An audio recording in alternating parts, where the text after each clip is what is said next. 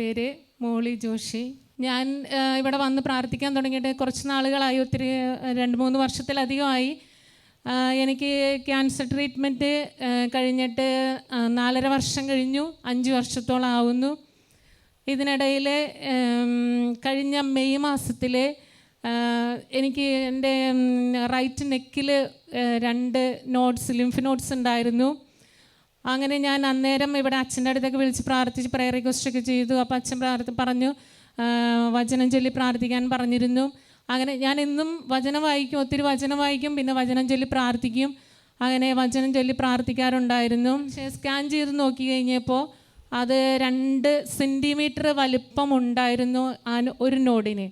അപ്പോൾ ഡോക്ടർ പറഞ്ഞു ഇപ്പം തൽക്കാലം സർജറി ഒന്നും ചെയ്യാൻ നിൽക്കണ്ട, എന്തായാലും കുറച്ച് വെയിറ്റ് ചെയ്യാം, എന്തെങ്കിലും ചേഞ്ച് ഉണ്ടാവുമോ എന്നറിയാം, നോക്കട്ടെ, വലിപ്പം വയ്ക്കുന്നുണ്ടെങ്കിൽ അത് സർജറി ചെയ്യേണ്ടി വരുമെന്ന് വീണ്ടും ഡോക്ടർ പറഞ്ഞിരുന്നു.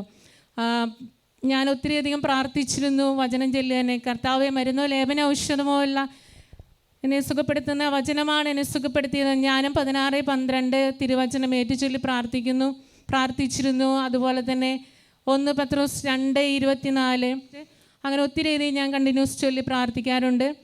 അങ്ങനെ ഇന്നലെ ഞാൻ ഇയർലി ചെക്കപ്പിന് പോയേക്കായിരുന്നു. അപ്പോൾ ഞാനിങ്ങനെ എന്നെ സ്കാനിങ് ചെയ്തുകൊണ്ടിരിക്കുന്ന സമയത്ത് ഡോക്ടർ എന്നോട് ചോദിച്ചു, ചേച്ചി ഇത് എന്തെങ്കിലും മെഡിസിൻ കഴിക്കുന്നുണ്ടായിരുന്നോ എന്ന് ചോദിച്ചു. അപ്പോൾ ഞാൻ പറഞ്ഞില്ല, മെഡിസിനൊന്നും കഴിക്കുന്നില്ല എന്ന് പറഞ്ഞു.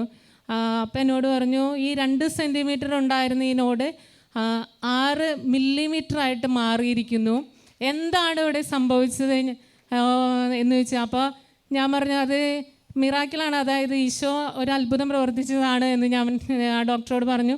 അതായത് അപ്പോൾ ഇത്രയും വലിയ അനുഗ്രഹങ്ങൾ എനിക്കും എൻ്റെ കുടുംബത്തിലും ചൊരിഞ്ഞതിനെ ഓർത്ത് ഞാൻ നന്ദി പറയുകയാണ് ഈശോയോടും അതുപോലെ പരിശുദ്ധ അമ്മയോടും.